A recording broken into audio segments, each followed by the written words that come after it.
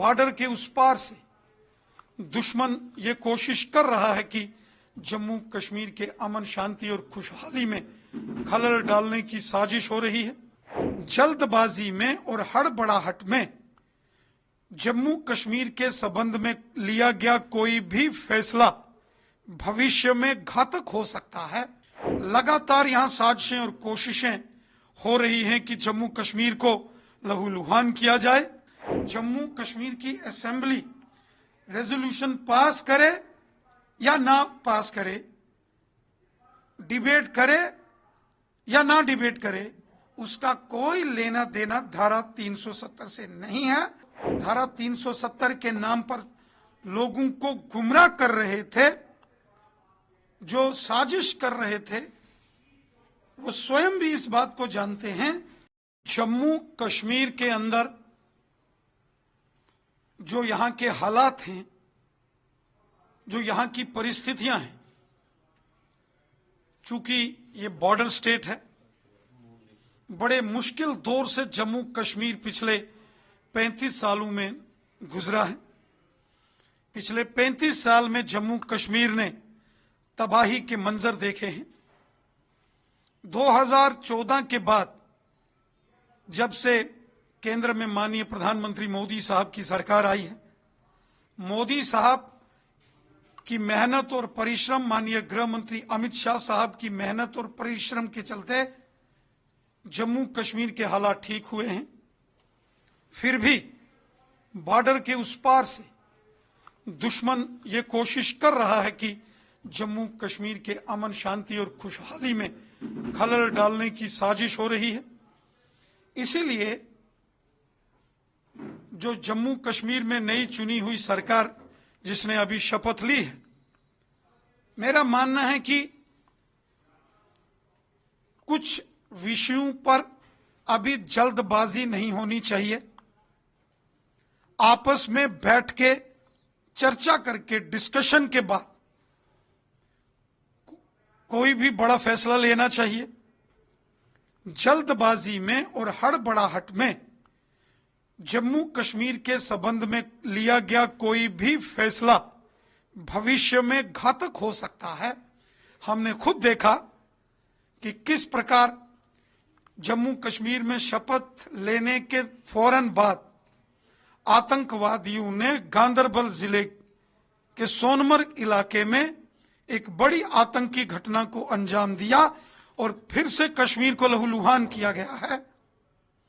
लगातार यहां साजिशें और कोशिशें हो रही हैं कि जम्मू कश्मीर को लहूलुहान किया जाए।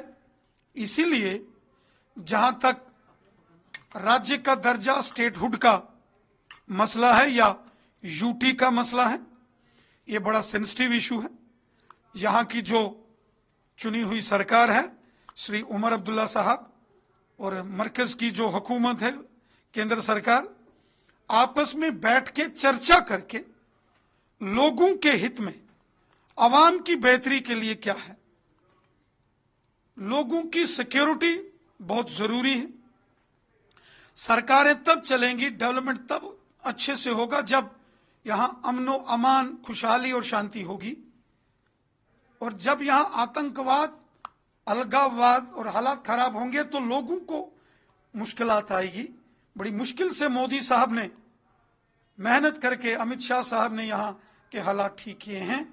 और इसलिए जम्मू कश्मीर की सेंसिटिविटी को देखते हुए किसी भी प्रकार का कोई निर्णय, पॉलिसी मैटर, वो हड़बड़ाहट में और जल्दबाजी में उस पर कोई फैसला या उस पर कोई बयानबाजी नहीं होनी चाहिए। धारा 370 पर नेशनल कॉन्फ्रेंस के जो चीफ मिनिस्टर जो अभी उमर अब्दुल्ला है, लगता है कि वो इस वक्त मतलब एक तरह से बैकफुट पर है, क्योंकि उनकी पार्टी के लोग, पीडीपी, सजाद गनी लोन और इंजीनियर रशीद जैसे लोग सभी ये कह रहे हैं कि जो पहला सेशन आने वाला है 4 तारीख को, और उनके एमएलए भी कह रहे हैं कि नेशनल कॉन्फ्रेंस के 4 तारीख को जो सेशन आने वाला, उसमें पहला रेजोल्यूशन धारा 370 की बहाली के लिए होना चाहिए। तो आपको क्या लगता है, जिस तरह की उनकी मांग है, उस पर क्या रिएक्शन है?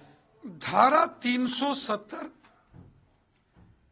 ये देश का कानून है, ये देश के पार्लियामेंट में डिस्कस हुआ था और धारा 370 पर डिबेट देश के लोकसभा और राज्यसभा में हुई थी, इसका जम्मू कश्मीर से कोई लेना देना नहीं है।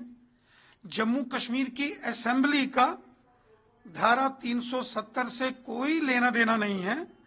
धारा 370 को देश के पार्लियामेंट में डिस्कस किया गया था, इस पर डिबेट हुई थी और चर्चा के बाद धारा 370 को 5 अगस्त 2019 को समाप्त कर दिया गया था।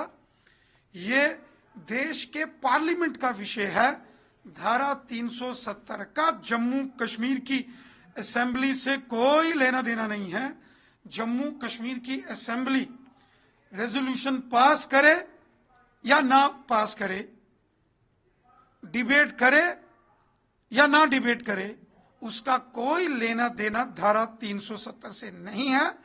जो धारा 370 के नाम पर लोगों को गुमराह कर रहे थे, जो साजिश कर रहे थे, वो स्वयं भी इस बात को जानते हैं कि धारा 370 पार्लियामेंट का विषय है, उसका जम्मू कश्मीर की असेंबली से कोई लेना देना नहीं है। न्यूज नेशन अब व्हाट्सएप पर खबरों के ताजा अपडेट के लिए न्यूज नेशन के इस QR कोड को स्कैन करें।